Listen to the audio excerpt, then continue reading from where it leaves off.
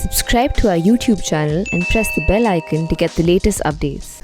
As we struggle to cope with the raging coronavirus pandemic, there is another disaster that continues to brew slowly in the background, which we are all well aware of, and that is global heating.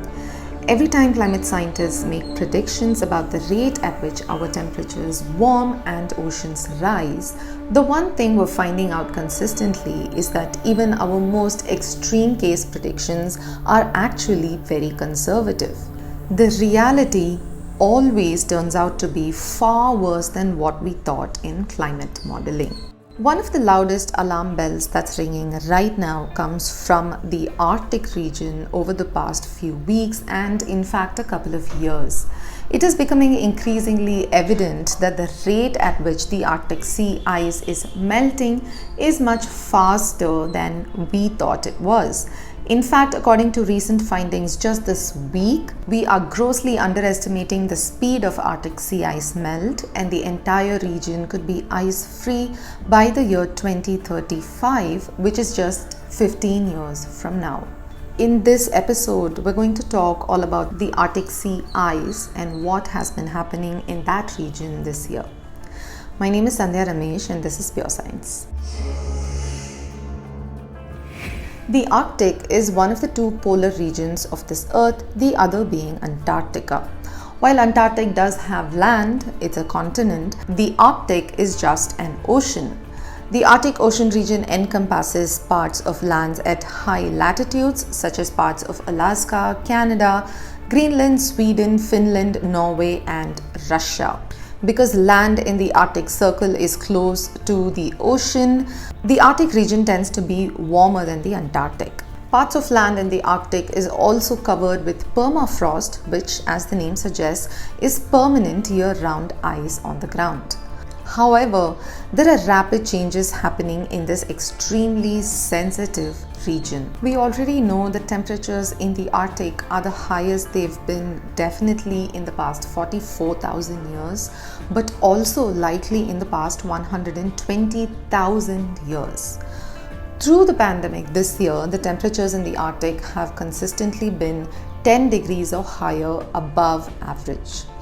In June of this year, for the first time in recorded history, the region with an average high temperature of about 15 degrees Celsius in July recorded for the first time a temperature of 38 degrees Celsius a month ago. This was because of a human-induced heat wave in Russia and Siberia, which researchers say would otherwise occur naturally only once in 80,000 years. The Arctic region is particularly vulnerable to rising temperatures, just like the Antarctic, because the colder it is, the faster it warms. The Arctic is warming twice as fast as the rest of the planet.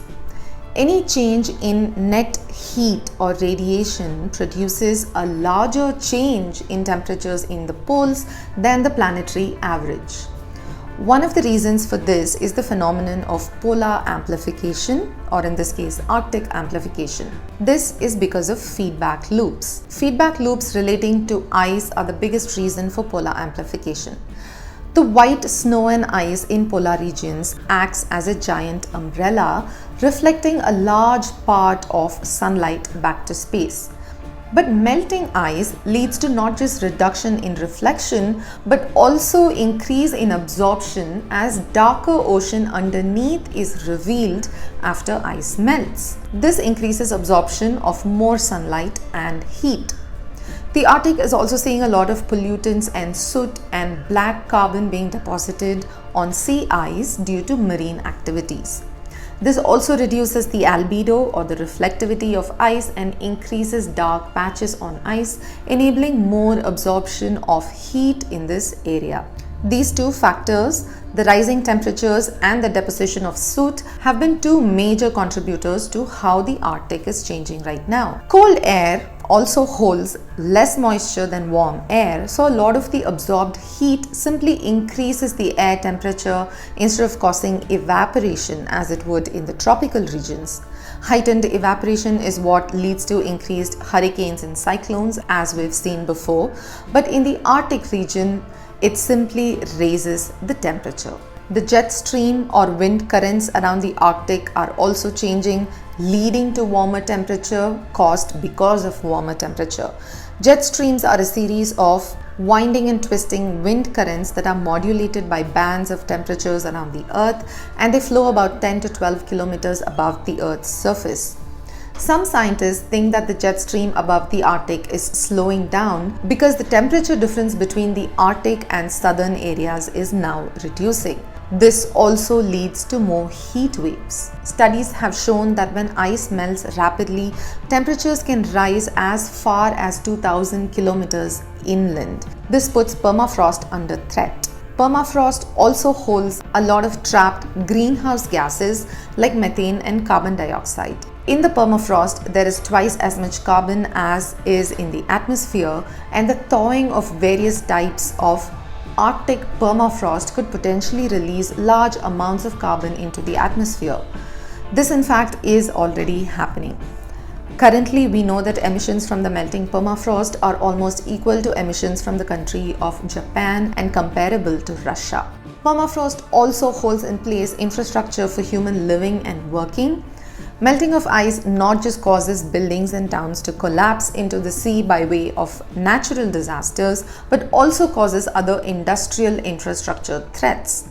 Permafrost melt in Russia caused an oil spill in the Arctic in May this year when a fuel tank collapsed, polluting multiple rivers which supplied drinking water to many localities. Water supply was affected in many areas and an emergency was declared in parts of Russia. And then, of course, permafrost holds a lot of human secrets that we've wanted to hide away. We have toxic waste and nuclear waste hidden away under the ice in the Arctic region. They risk being exposed and becoming accessible, especially now that ice is melting randomly under the surface and becoming weaker, causing huge sinkholes. We know through research coming from NASA since 2009 that Arctic warming, at least since 1976, is caused because of aerosols. And we know the temperature started to climb since the industrial age. We've extracted detailed ice core samples which date back up to 700 BCE, and we found that due to natural precession of the Earth's orbit, cooling started to set in about 2000 years ago. Precession is the way the Earth wobbles with its axis as it rotates and revolves over a period of years.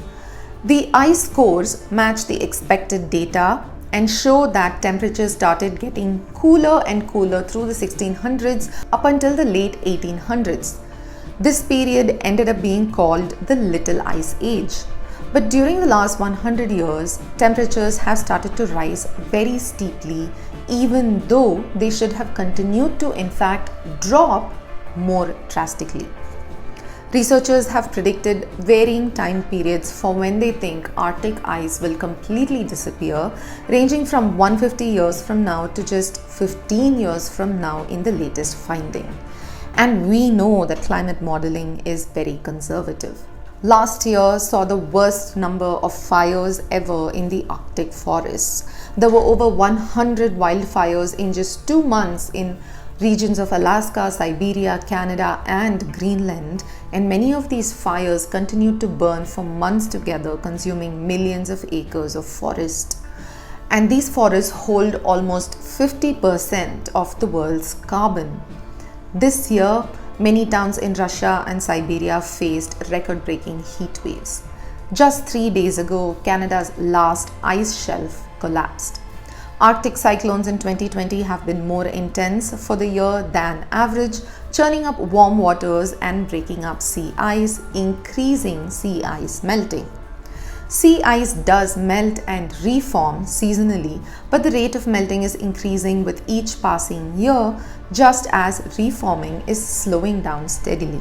In July this year, the Arctic sea ice was over 2.2 million square kilometers less than it was on average for 30 years until 2010. It is over 300,000 square kilometers less this July than last year. In July this year, sea ice declined on an average of over 115,000 square kilometers per day, totaling to a loss of 3.5 million square kilometers in July 2020 alone.